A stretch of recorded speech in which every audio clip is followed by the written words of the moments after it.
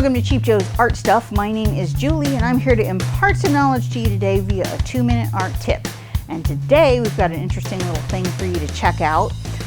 For any of you that are interested in hand lettering and calligraphy, journaling and scrapbooking, any of this kind of stuff. Also, hand drawing with ink, these are perfect. What I'm showing you today is actually kind of unique, a little bit different. It's called a witch pen. We have different sets. The one that I have today is calligraphy witch pen set from William Mitchell. And this is really interesting because they come in different widths. So they've got the narrow one all the way up to the really, really wide one.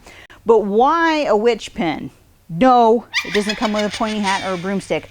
What this is kind of like a calligrapher's pen with training wheels, if you'll forgive the analogy. But this is kind of interesting because witch pens are designed where it has a small rounded edge on the edge of the bevel.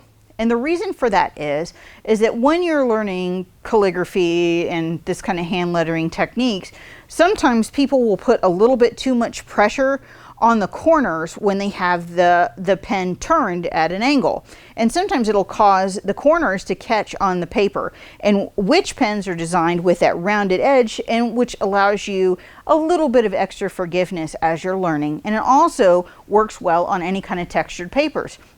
So let's say that you did a watercolor or water media piece and you wanted to add some calligraphy to it.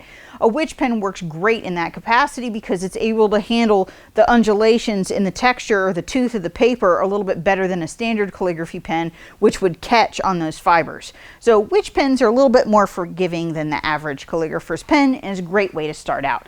So they are inexpensive, fun to use, little forgiving, nicer than the other calligraphy pens, and so definitely give them a shot. We do have a demo that we want to show you, just a little fun thing about how to charge them. We are going to be using some carbon platinum ink, and it is really, really fascinating. I think you're going to enjoy.